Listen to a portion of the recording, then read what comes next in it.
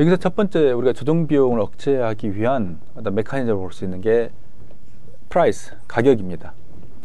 그래서 가격의 이슈는 어떤 거냐면, 즉 사업부 간에 시장처럼 제품을 거래한다는 것입니다. 즉 A 사업부, 예를 들면 삼성전자 예를 들면 반도체 사업부하고 무선 사업부, 그래서 무선 사업부에 이제 이 메모리가 들어갑니다만, 그때 반도체 사업부와 관계해서 시장처럼 사내 가격과 제품 시장을, 제품 가격 시장을 비교해서 구매가 결정된다는 것입니다.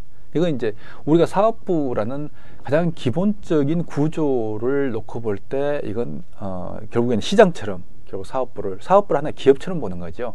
그래서 사업 시장을 놓고 제품 시장에서 자기가 뭐 어떤 사업부가 그걸 구매를 하려고 했을 때 가격이 높으면 안 사고 가격이 싸면 사고, 이제 이 경우는 같은 회사니까 좀 봐줍시다라는 것은 통용이 되지 않는 거죠. 냉정하게 시장처럼, 즉 산다, 구매한다, 구매하지 않는다를 결정하는 게, 즉 가격이 작동을 하는, 가격 메커니즘이 작동을 하는 것들을 여기서는 이야기할 수 있습니다. 그래서 사업부 간의 경쟁 구조를 기본적으로 전제를 하고 있고, 가장 단순한 조정의 어떤 메커니즘입니다.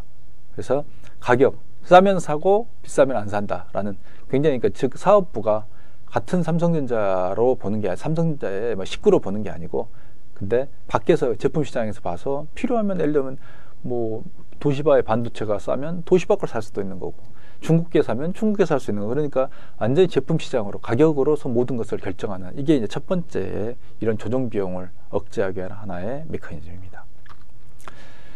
사실 이런 것들이 계열사 간 내부 거래를 보면 이제 우리가 왜 그러는지를 사실은 알 수 있는데요. 결국은 삼성전자하고 삼성 SDI 계열사가 이제 거래가 이제 존재합니다만, 이런 것들을 보면 실제로 이제 내부 거래들이 굉장히 많다는 걸, 이걸 이제 한번 실제로 화면을 보면서 우리 좀 생각해 보겠습니다. 삼성전자가 갤럭시 노트 7의 폭발로 신제품 교체를 결정하며 계열사 삼성 SDI의 배터리를 사용하지 않기로 한 것으로 전해졌습니다. 전기전자업계 관계자들은 삼성전자가 그룹 고위층의 지시로 이 같은 결정을 내렸다고 전했습니다. 현재 삼성전자는 삼성 SDI와 중국 ATL에서 배터리를 공급받고 있습니다. 이 같은 소식이 악재로 작용하면서 유가 증권시장에서 삼성 SDI의 주가는 장중 6% 이상 밀리기도 했습니다. 삼성전자와 삼성 SDI 측은 사실 여부에 대해서는 영업 비밀상 확인해 줄 수 없다고 설명했습니다.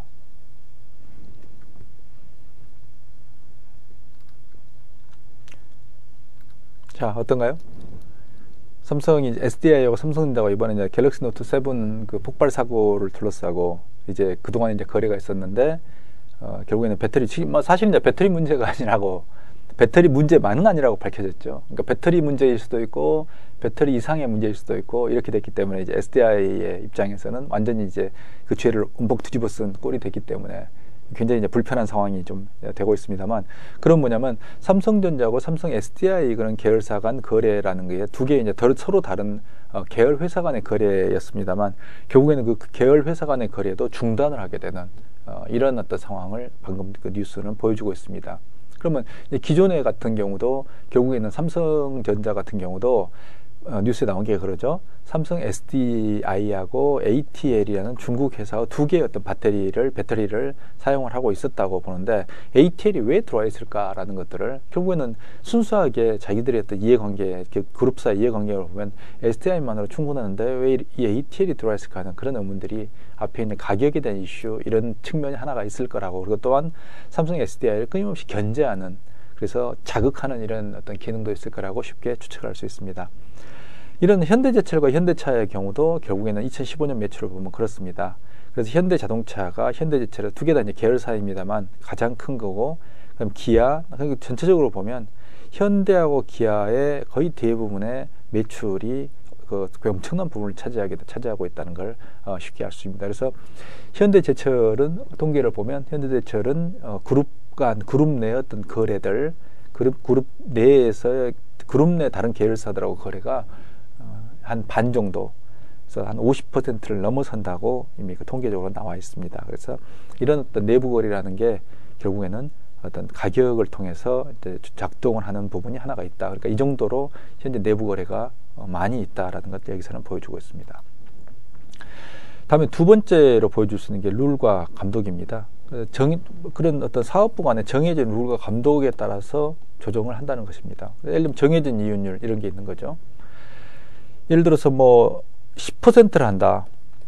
우리 내부 뭐 계열사들의 어떤 일단 내부 거래를 할 때는 뭐 10%의 이윤율을 한다. 왜냐하면 이윤율이라는 것도 결국에는 굉장히 중요한 하나의 어떤, 그러니까 뭐 아까 이제 나왔습니다만 삼성전자하고 SDI의 이런 관계를 볼 때도 양자가 결국에는 기업 간의 관계처럼 이게 움직이고 있기 때문에, 예를 들면 SDI는 원가로 삼성전자에 배터리를 넘겨주지 않는 것이죠. 그렇다고 해서 자기들이 시장 가격보다 낫다. 예를 들면 시장 가격이 개당 100불인데 예를 들어서 자기들은 뭐 90불에 납품을 할 수 있지만 실제로 이익은 내부적으로 이익은 거의 한 뭐 50% 이익 남긴다. 예를 들면 45불이다. 이런 식의 거래도 대개의 어떤 계열사 사내의 어떤 거래에서는 있지 않습니다. 그래서 정해진, 즉 룰과 감독이라는 것은 CEO가 예를 들면 삼성전자 같은 경우는 이재용 부회장이 되겠지만, 또는 뭐 그 밑에 이재용 부회장은 뭐 여기까지 뭐 개입을 하지 않겠습니다만, 밑에서 그걸 삼성전자의 뭐 사장이나 이런 사람들이 전체적으로 우리는 이제 사내에서 거래를 할 때, 우리 그룹 내 거래를 할 때는 대략 한 10% 정도로 본다라는 이런 하나의 명시적인 룰을 가지고 이런 조정 비용을 절감한다는 것입니다. 하지만 때로는 이런 것들이 계열사를 육성하기 위해서 하는 의도된 거래라든지 이런 게 존재하기 때문에 한국에서는 이제 이게 문제가 됩니다. 그래서 예를 들면 일감 몰아주기, 대표적인 게 일감 몰아주기죠. 그래서 어떤 재벌 뭐 3세나 4세의 새로운 어떤 회사를 키우기 위해서 그들의 지분을 만들어주기 위해서 의도적으로 뭐 이런 어떤 룰과 감독, 뭐 사실 룰과 감독입니다. 그래서 뭐 내부적으로 CEO가 그 회사에 뭐 재벌 3세 회사에 우리 회사는 반드시 또 뭐 일감을 몰아준다. 즉 우리는 그쪽에 발주를 한다. 라고 하는 것도 이것도 하나의 뭐 룰이라고 볼 수 있는지 모르겠습니다만, 이게 룰일 수도 있고 뭐 감독일 수도 있습니다만, 우리 같은 경우는 그런 것들이 어떤 경제적 또는 경제학 또는 경영학적인 어떤 메커니즘과 관계없이 하나의 어떤 내부적인 어떤 지배구조를 강화하기 위한 수단으로 편법으로 사용되고 있다는 게 이제 문제가 됩니다만, 그럼에도 불구하고 조정 비용을 억제하는 이런 경제학적인 어떤 이슈에서 우리가 바라볼 때는 룰과 감독이라는 게 하나의 명확한 조정 비용을, 즉 룰과 감독이 없이 방치하게 되면 어마어마한 조정 비용이 들기 때문에 그걸 이제 하는 명확한 눈에 보이는 하나의 기준을 제시하는 이게 하나의 메커니즘입니다. 세 번째는 상호 조정입니다. 그래서 부문 간에, 예를 들면 사업부 간에 상호 양보와 조정을 하는 이런 메커니즘이 있습니다. 사실 인간 사회가 룰과 어떤 감독만으로는 이루어지지 않습니다. 그래서 예를 들어서 일본 같은 경우는 그런 계열사 간에 암묵적인 그런 서로 그 CEO나 이런 명시적인 어떤 지시가 없이도 암묵적인 상호 간의 조정을 하는 경우가 굉장히 많습니다. 이게 이제 표가 그렇습니다만, 이게 이제 미국, 그다음에 일본입니다만, 이게 미국입니다. 여기가 일본 이렇게 됩니다만, 예를 들면 인구 10만 명당 소송 건수를 보면 미국은 3,000건, 일본은 650건. 이게 어떻게 되냐요? 한 10분의 1, 한 5분의 1 정도 되네요. 10%면 되게 300건, 2배니까요. 맞죠? 그래서 한 20% 정도, 5분의 1. 근데 판결까지 가는 것은 3.3%, 여기는 반 정도 됩니다. 그러니까 미국은 소송은 빨리 일으키지만 실제로 그걸 소송 끝나기까지 아니고 판사의 재량에 의해서 화해로 가는, 그래서 서로 간에 타협해서 화해를 해서 소송을 빨리 끝내는 이런 경우가 굉장히 많은데, 일반적인 데 비해서 일본은 소송은 작은데 한 번 소송이 붙으면 끝장을 보는 이런 형태라고 볼 수 있습니다. 아주 굉장히 사실은 통계에는 재미있습니다. 근데 우리는 이거 이제 표를 찾아봐야 알겠습니다만 소송 건수도 많고 아마 미국과 일본 중간 정도 될 겁니다. 끝장을 보는 판결까지 가는 것도 아마 굉장히 많을 겁니다. 그러니까 미국은 일단 소송을 해놓고 중간에 끊임없이 변호사 간에 서로 대화를 통해서 커뮤니케이션을 하면서, 그리고 판사가 중간에 중재를 하고 조정하면서 결국 최종 판결까지 안 가는 나름대로 이런 조정 비용을 줄이는 그런 메커니즘을 가지고 있고, 일본은 한번 사전에 이제 일본은 이제 암묵적인 그런 조정, 서로 간에 끊임없이 양보하고 대화하고 조정을 합니다만, 그게 안 될 경우 소송을 한번 붙으면 끝장을 보는 이런 어떤 특성을 가지고 있습니다. 그래서 일본인과의 갈등이 생기면 결국에는 이런 어떤 소송 과정뿐만 아니라 관계가 깨지는, 미국은 뭐 소송에서 이기거나 지고 난 다음에도 뭐 쿨하게 뭐 또 다음 비즈니스는 비즈니스 이렇게 들어가는데 일본은 그게 통용이 되지 않습니다. 근데 어쨌든 그걸 떠나서 결국은 이제 이런 어떤 특히 상호 조종이라는 것들이 굉장히 일본이나 아시아 국가에 많은 건데, 예를 들면 상호 조종이란 그런 겁니다. A라는 사업부하고 B라는 사업부 두 개가 있을 때 아주 쿨하게 서로가 이야기하는 거죠. 이번에는 내가 조금 양보를 했으니까 다음에는 내가 뭐 B가 당신이 양보해 주세요. 그런 경우는 우리 같은 경우도 되게 그렇습니다. 뭐 흔히 비즈니스 할 때뿐만 아니라 일상적인 인간관계에서도 그런 거죠. 이번에는 뭐 내가 양보할 테니까 다음번에 좀 양보해 주세요. 이런 것들이 굉장히 많습니다. 이게 룰과 감독이라는 그런 형태의 명시적인 것뿐만 아니라 가격이라는 아주 싸늘하고 냉정한 게 들어오지 않더라도 인간 사회뿐만 아니라 기업 간 관계에서도 이런 것은 일상적으로 이루어집니다. 그래서 양보와 조정이라는 것은 그렇지 않고 끊임없이 자기의 어떤 경제적 이익을 주장하게 되면 정말 이 조정 비용은 끝도 없이 들어가는 거죠. 이런 것들이 이제 상호 조정이라는 것들을 또 이제 여러분들의 어떤 팀플의 과정에서도 좀 볼 수 있습니다. 그리고 다음 수업 시간에 이런 것도 한번 이야기해 주기 바랍니다. 팀플 할 때 여러분들의 의견이 대립하게 될 것입니다. 그때 여러분은 어떻게 조정하는가요?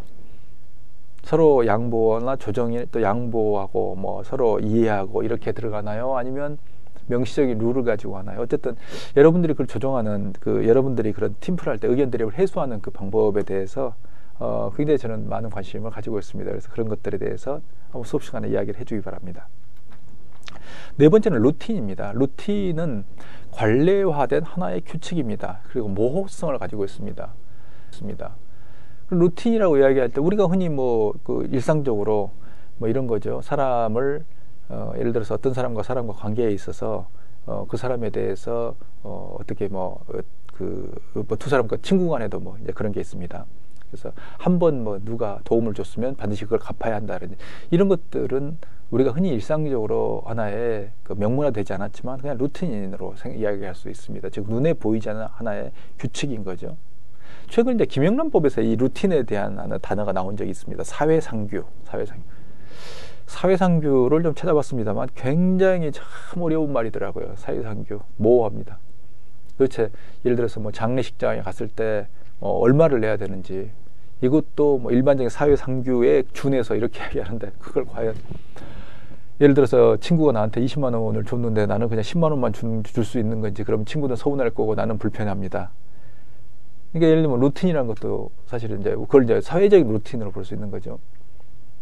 상대방이 우리 집에 문상을 와가지고 했던 만큼 또는 그 이상으로 상대방에게 베풀고 돌려줘야 되는 게 하나의 관리해야 되는 우리 사회적 루틴입니다.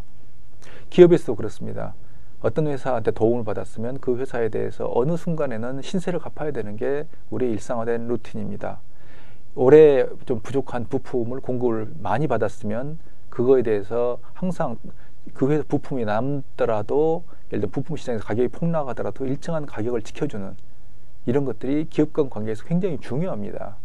근데 어떤 사회상규라는 것과 루틴이라는 것도 결국 똑같은 말입니다만 이런 것들이 굉장히 어렵지만 사실 작동을 합니다. 예를 들면 이런 것도 있습니다. 일본 1980년대, 1990년대에 일본 기업의 어떤 일본 시장의 폐쇄성에 대해서 미국이 강력하게 비판한 적이 있습니다. 그건 뭐냐면 일본 자동차의 부품 회사, 예를 들면 토요타가 있습니다만 토요타 밑에 이제 각각의 부품 회사들이 있고 1차 벤더가 2차 벤더가 있고 3차 벤더가 있고 이렇습니다만 이런 어떤 각각의 벤더들의 미국 부품 회사들이 들어갈 수가 없다는 겁니다. 그래서 미국은 미국 기업 자체 또는 일본 기업과 일본 어떤 정부, 그러니까 정부가 뒤에서 조정하는 거 아니냐부터 시작해서 일본 기업의 그런 폐쇄성에 대해서 미국이 아주 강력하게 성토하고 비난을 한 바 있었습니다만 그건 사실은 일본의 어떤 루틴, 일본 기업들의 루틴을 모르고 하는 어떤 이야기이기도 합니다. 일본 회사는 장기 거래를 좋아합니다. 그리고 일본의 어떤 루틴은 장기 거래입니다. 그 대신에 장기 거래를 시작하기 전에 있어서의 초기 단계의 루틴, 즉 초기 단계의 진입은 굉장히 어렵습니다. 그래서 일본 기업은 모르는 기업과 잘 거래하지 않습니다.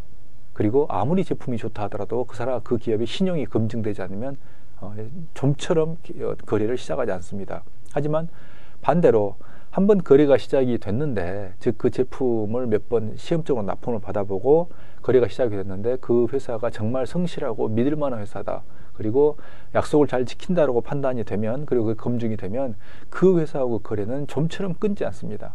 이게 이제 미국 기업과 일본 기업의 두 개가 가지는 그 루틴이 다른 건데요. 그래서 예를 들어서 가격이 좀 싸다고 해도 일본 기업은 그 거래선을 바꾸지 않습니다. 근데 반대로 미국 기업 같은 경우는 싼 부품이 나타나거나 싼 어떤 대체할 수 있는 그런 회사가 나타나면 바로 스위칭을 해버리는 그런 특성을 가지고 있습니다. 그래서 미국 기업은 일본 기업에 비해서는 거래 기간이나 어떤 거래의 횟수가 훨씬 짧고 항상 스위칭 가능한 이런 특성을 가지고 있습니다만, 그래서 미국 기업의 기업 간 거래는 굉장히 진입이 쉬운 반면에 일본 기업은 한 번 들어가기가 굉장히 초기에 들어가기 어려운 반면에 한 번 들어가면 굉장히 안정적인 기업 간 관계가 유지가 되는 이런 특성들을 좀 가지고 있습니다.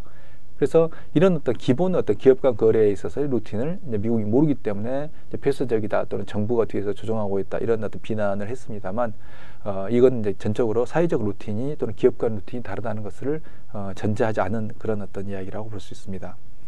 그리고 이제 포멀과 인포멀에 대한 건데, 루틴은 이제 포멀하지 않는, 이제 공식화되지 않고 형식화되지 않은 그런 거죠. 근데 이게 이제 루틴에 있어서의 어떤, 이건 조정 비용을 일상적으로 신세를 갚아야 된다. 또는 한번 진입하면 거래가 시작되면 굉장히 오래 지속된다. 일본 기업에 대한 이슈입니다. 그런 것들은 굉장히 중요한 어떤 거래 비용을, 그러니까 거래 비용이 그러니까 거래 비용이 아니라 조정 비용이 왜 이제 감소할 수 있냐면, 조정 비용이라는 것은 처음에 만났을 때 끊임없이 서로에 대해서 확인하고 체크하는 과정이고 의견을 조율하는 과정이지만, 결국에는 이런 어떤 서로에 대한 어떤 신뢰라든지 거래 관계가 안정이 되는 상태에서는 거의 기계적으로 돌아가게 됩니다.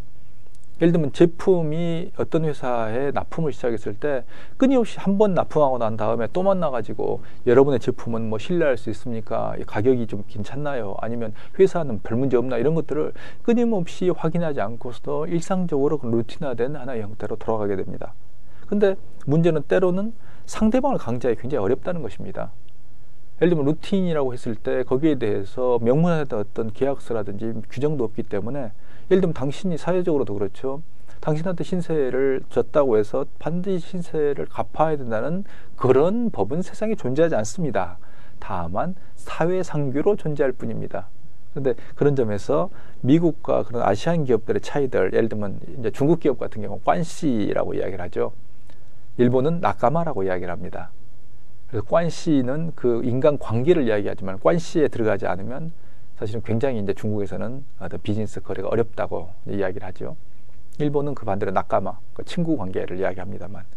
그래서 이런 것들이 이제 미국과 아시아 그룹들이 이런 어떤 루틴의 차이들에 의해서도 굉장한 마찰을 빚는 경우가 있습니다. 그런 경우는 반대로 조정 비용을 줄이는 게 아니라 조정 비용을 증폭시키는 그런 케이스도 많이 생기는 것 같습니다. 그 다음에 조직 설계에서 이제 전문화 이슈를 우리가 좀 다뤄보도록 하겠습니다. 그래서 우리는 전문화하고 분업이 조직 설계에서 굉장히 가장 본질적인 두 가지의 기본 원리라고 했습니다만, 결국은 전문화를 할 때 또 몇 가지 우리가 이슈들을 좀 다뤄볼 필요가 있겠습니다. 그래서 왜 전문화를 하느냐라고 했을 때 결국은 허버트 사이먼이라는 학자가 했던 이야기는 인간의 정보 처리 능력이 한계가 있기 때문에 위계적 조직이 출현한다, 이렇게 이야기를 했었습니다. 왜냐하면 인간 한 명 한 명은 결국에는 가지고 있는 그런 물리적인 한계, 또 시간과 공간적 한계 때문에 인간이 그 정보 처리를 할 수 있는 능력 자체가 한정적이다. 그렇기 때문에 위기적 구조가 이렇게 출현을 해가지고 이 각각이 가지고 있는 정보 처리를 결국에는 쪼갠다. 그래서 정보 처리를 각각 이렇게 쪼개주면 뭐 1, 2, 3, 4 쪼개고, 이걸 다시 합쳐가지고 5, 6이 쪼개지고 5, 6이 합쳐지는 거죠. 그 다음에 이걸 다 합치면 결국 이 사람이 한 사람이 이런 어떤 6사람의 정보 처리 능력을 다 한 사람이 흡수해서 통합하는 이런 형태의 기능을 취하기 때문에 결국 위계적 구조가 출현한다. 이렇게 이야기를 좀 한 바가 있었습니다. 근데 이런 구조의 이제 장점은 결국에는 뭐냐면, 이런 위계적 조직이 출현할 때 전문화된 하나, 기능별로 전문화된 조직이 출현할 때 하는 적응성이 뛰어나다는 것입니다. 환경에. 왜냐하면 그 환경 자체에 대한, 특히 이건 이제 급변하는 환경이 아니라 기존에 이제 일정하게 안정적인 환경을 이제 의미하긴 합니다. 그래서 환경에 대해서 끊임없이 분석을 할 수 있고 환경에 대해서 많은 정보를 가지고 있기 때문에, 예를 들어서 이런 거죠. 최근에 어떤 수소차에 대한 어떤 이슈입니다만, 예를 들면 수소차에 대한 이슈를 각각의 파트에서는 다 정보 처리를 하고 있습니다. 어떤 R&D 조직에서는.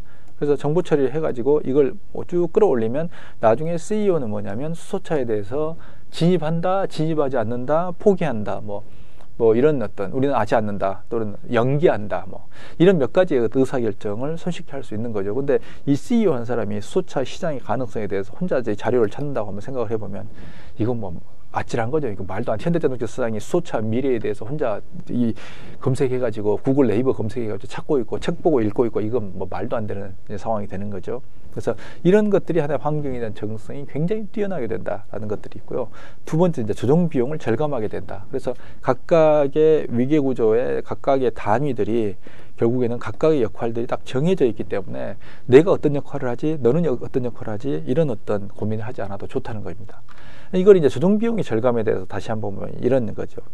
위계적 구조에서는 각각의 하나, 둘, 셋, 네 번의 상호작용만 하면 된다는 것입니다.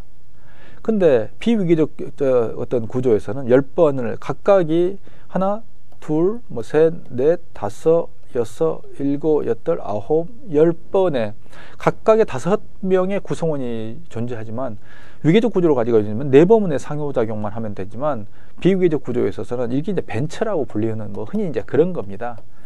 이게 이제 대기업이죠. 이런 것들을 보면 10번의 상호작용을 해야 된다는 것입니다. 그래서 이런 조정작용을, 즉 조정 비용을 감소시키기 위해서 위계적 구조가 출현했다는 게 바로 이제 허버트 사이먼이 이야기했던 바로 인간의 어떤 정보 처리 능력의 한계가 있고 또 하나의 어떤 조정 비용의 절감을 위해서 위계적 구조가 출현을 했다고 이야기할 수 있습니다. 이렇게 이제 허버트 사이먼의 우리가 이야기에 근거해서 판단한다면 최근에 이제 무슨 뭐 벤처 문화 어쩌고 하는 이런 이야기들이 한 번쯤 생각해 볼 만한 그런 이야기이기도 합니다. 그래서 잠깐 여기서 좀 생각을 해보겠습니다. 다시 한번 우리가 동영상을 보고 어떻게 판단해야 될지에 대해서 좀 고민을 해보겠습니다. 삼성전자가 스타트업 기업의 수평적이고 유연한 문화를 이식하기 위한 조직 혁신에 나서기로 했습니다. 직급과 호칭 체계를 손보고 회의와 보고 문화도 뜯어 고치기로 했습니다. 조정현 기자입니다. 조직 문화를 혁신하기 위한 삼성전자의 슬로건은 스타트업 삼성 컬처 혁신. 스타트업 기업처럼 빠르게 실행하고 열린 소통의 문화를 추구하겠다는 의지입니다. 이를 위해 삼성전자는 우선 스타트업의 수평적 조직 문화를 이식하기로 했습니다. 현재 5단계인 직급 체계를 단순화하고 임직원 간의 수직적 호칭도 개선합니다. 비효율적인 회의와 보고 문화도 바꾸기로 했습니다. 불필요한 회의 절반 이상을 축소하고 빠른 보고 체계를 확립합니다. 임직원들의 창의성을 높이기 위한 제도도 함께 시행됩니다. 삼성전자는 눈치성 평일 잔업과 주말 특근을 줄이고 가족사랑 휴가와 자기 개발 휴가 같은 다양한 휴가 제도를 도입합니다. 이처럼 조직 문화 개선에 큰 줄기를 수립한 삼성전자는 오는 6월엔 이를 뒷받침하기 위한 세부 실행안을 발표합니다. 직급 단순화와 수평적 호칭, 선발형 습격, 성과형 보상 등이 골자입니다. 4차 산업혁명 시대에 들어가면서 혁신적이고 창의적인 아이디어 없이는 기업이 생존할 수 없다는 그런 하드웨어 중심의 기업으로는 생존이 어려운 그런 절박한 환경에서 삼성이 이재용 부회장 체제로 전환하면서 삼성전자는 효율성을 높이기 위한 개편 작업을 추진 중입니다. 생산과 연구, 지원 조직을 통합하기 위해 서울 서초 사옥의 경영 지원 부분을 모두 수원 본사로 내려보냈습니다. 이 부회장의 지시로 북미법인의 임원 집무실도 모두 없앴습니다. 삼성전자가 대대적 조직문화 혁신에 나선 건 지난 1993년 모든 것을 바꾸라는 이건희 회장의 프랑크푸르트 신경영 선언 이후에 23년 만입니다. 대기업의 스타트업 DNA를 이식해 조직 혁신에 나선 삼성전자의 시도가 재계 전반에 확산될지 주목됩니다. 머니투데이 방송 조정현입니다.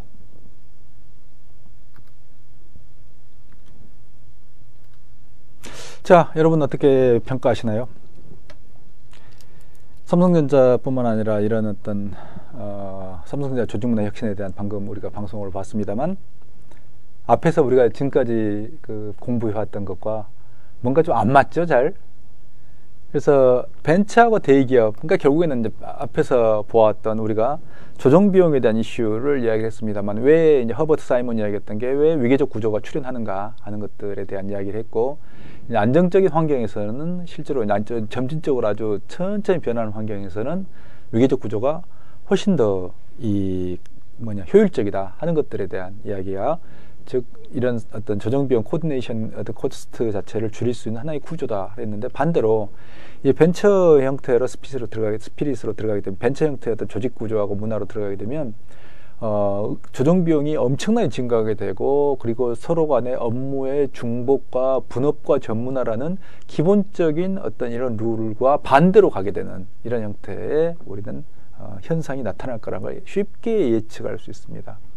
그래서 흔히 이제 우리 사회에서는 벤처하고 대기업 이슈를 선과 악 이슈로 보고 있습니다만, 그건 절대 아니라는 것. 그래서 사실은 전략에서 조직을 바라볼 때 이건 굉장히 중요한 이슈입니다. 그래서 우리 사회에서는 그런 어떤 이분적인 사고가 있습니다만, 사실은 이제 이런 이론적인 근거들을 우리가 가지고 현상을 바라봐야 되는데, 여러분들은 어떻게 이걸 평가하는지, 여러분들에 대해서 이런 벤처와 대기업의 어떤 조직 문화하고 조직 설계에 대해서 여러분들의 의견을 한번 듣고 싶습니다. 그 다음에 이제 다음에는 이제 조직 내에서 그 협업에 대한 협업 과정에서 발생하는 그런 어떤 코스트하고 문제들을 이제 살펴보도록 하겠습니다.